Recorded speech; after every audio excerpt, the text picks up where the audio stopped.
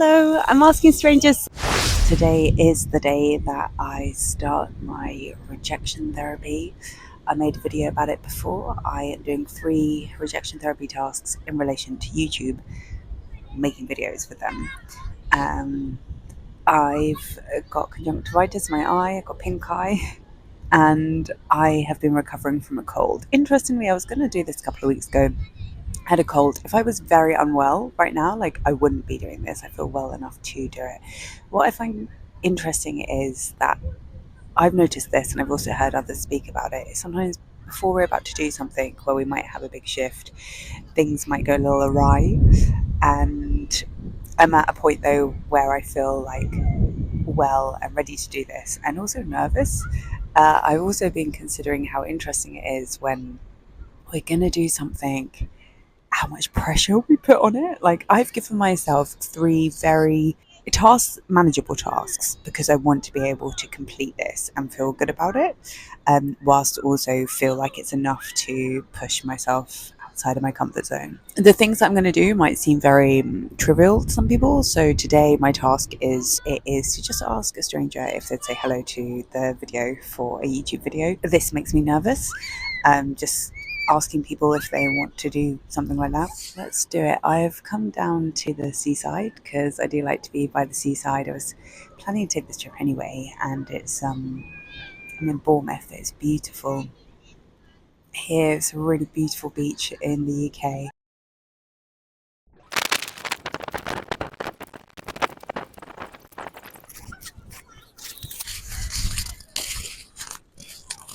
Hello, I'm asking strangers to say hello to a video for YouTube. Would you like to say hello to the camera? Really, no, thank you. Okay. I gotta know. Rejected. Rejected.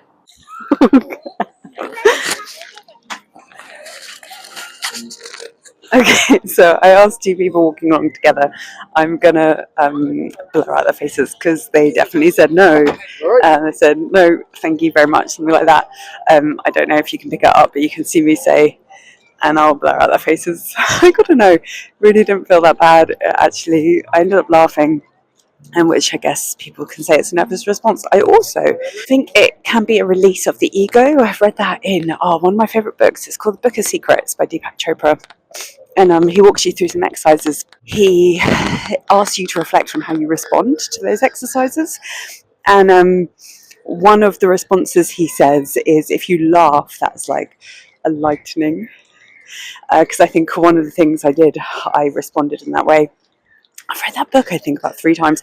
It's just come to me, just a remembrance of that. I remember reading the book and then going, in response to the book, I remember having this feeling of I'd really love to make YouTube videos. There we go. I'd already made that character series, and I'd been posting them on Instagram, and then I did eventually post them on YouTube, and then I've reposted them on this channel. And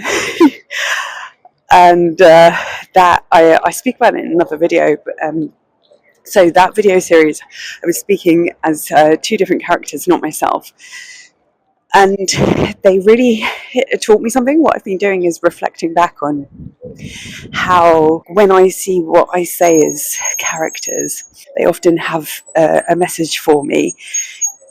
In those characters, I was in quite a mocking mood of the world and of other people, and I was using those characters to kind of mock things that I felt uncomfortable with. And one of the things was, I felt uncomfortable with people who vlog, and look at me now, I'm vlogging, and I quite often now take it as a sign to myself. If I find myself making fun of something or someone, which, yeah, I guess we're human beings, judgment. I think something else I took from that book was the way that we form identity. That Deepak Chopra book is the way we form identity is through comparison. I am me, I can see another person, that's that person, therefore I can see myself as separate, and making a comparison, and that can help me work out who I am. And that I just find it very interesting. when we dig into these things, I still really do value character and storytelling and fiction. And I think it can be done in different ways. I still also value character comedy. I think it's brilliant to be able to look at things, and I still, love that I made that series and those characters. And something, actually, the original character I made, I'm really kind of going off on one. If you were just here to see me get rejected, which has happened, maybe we'll see if it will happen again. No, actually, let's just talk about this. There I am, avoiding the rejection. But I'll do something else later where we'll see again if I'll get rejected. So something to do with those characters. What am I saying? God, I'm gonna have to edit this, and I really don't have to edit it. I just want to do it all in one go. Something I'm just trying to get more used to, speaking to camera. So I'm going to do a live stream this evening, so that I can just get used to speaking fluently. Generally in life, I feel like that would benefit me. It also really benefits when it comes to making and editing videos, because you don't have to do so much editing. And I would like to, and I have done before, just posted videos exactly as they are. But I also do want to be mindful of the viewer and making sense to you, and not, expecting you to just sit through all of this. Anyway, I really want to come back to the point that I was going to make about characters. I do see them as valuable, and also as human beings, we're not all good or bad. Yes, that's it. So originally I made the character Sakiniki, and it came in response to me meeting someone, and then me basing that character off that person, but also there were loads of underlying things within myself which I was exploring. And then just took Nikki out into the world and introduced her to some other people. And I actually felt very protective over her and realised that I really felt like, oh, poor Sicky Nikki, people are laughing at her. And even though that was the intent, I actually felt very much like a lot of compassion for her. And then I created a Buckmore, Amelia Buckmore, to pretty much stand up as Sicky Nikki. It's very interesting. And looking at parts work therapy, I've never done parts work therapy officially with a therapist. I have gone to a lot of therapy, as I do like to say on this channel. I did go to 7 years of talking therapy, but just my therapist used different modalities.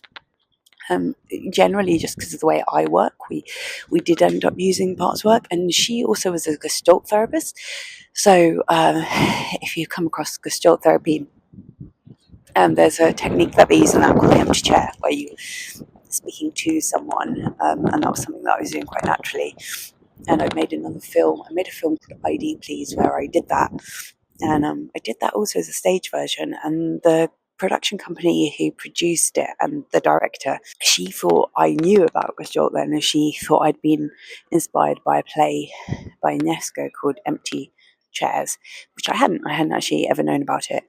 I just think it's amazing how human beings, we have all these tools within ourselves naturally, to help ourselves make sense of who we are and the world, and to heal, whether we're healing earlier events or multiple past lives or parallel lives, whatever you choose to see the world as. Those are ideas that I explored. I'm just considering the word healing right now, because I think healing is wonderful. There's just something at the moment where it feels like it's quite focused on the past, and I want to be focused on the present as well. But I guess if we heal what's come before, then we can be more in the present. Look, I think I'm actually quite excited by this whole thing where I just got rejected. Oh, I'm back. So yeah, just to conclude that part on parts work therapy, something I've been doing is working with the shadow. I already utilize online resources, so meditations that people put out on YouTube, And I've been working with shadow aspects of myself. And yeah, in terms of looking at the rejected parts, it's very interesting as to what's come up, and now being able to form a dialogue and form a relationship with those parts, and how I'm helping them to integrate within me. And then something that I'm finding intriguing is when those parts, and I accept them back in, not that I wanted to reject them or put them away from me, it's just sometimes I wasn't aware, that these events happen, and then that part of me may break off. This is my interpretation, this is the way I'm seeing it. And then they go and they're elsewhere. And now I get to bring them back in, and we get to have a conversation. And then when we do, then when I'm in this world, this reality that I've just been exploring right now, there is at that point that we work together. And me walking along Bournemouth Beach and going up to a stranger and asking them if they would like to say hello to a YouTube video, and saying no, and them being with another person, and a kind of a bit of a the reaction of both of them was felt a bit like shocked and laughing. And I do have a bit of a thing. I kind of wanted to ask people who were together.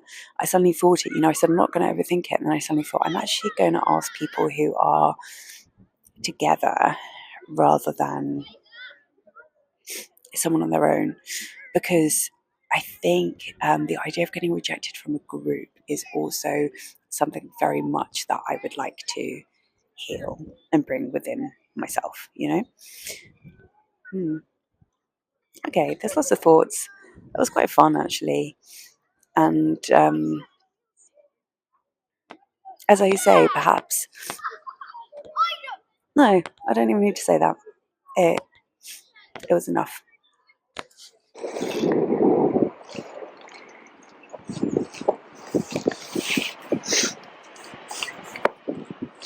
Shelley Family Tomb exists here, and they were fundamental in the Pluto in Aquarius age. Last time we had Pluto in Aquarius.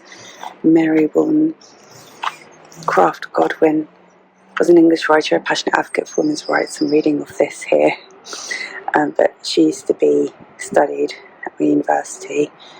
She called for the betterment of women's status through political change and equal education of men and women. Today, Mary Wollstonecraft is respected as the first published feminist philosopher and advocate of women's rights. Her tomb, the family tomb, is right here. And last time that they were writing, I understand, was when Pluto was in Aquarius. It's a very revolutionary time. Pluto is the planet of change, of transformation. And Aquarius is the archetype of humanity, revolution, humans being revolutionary in what we do. And this is a reminder to never reject ourselves, because we're in this together.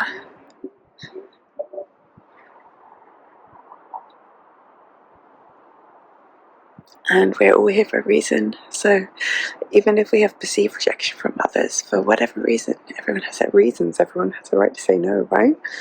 And we all have a reason, we all are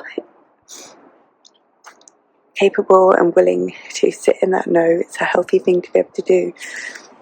But never reject what we believe in.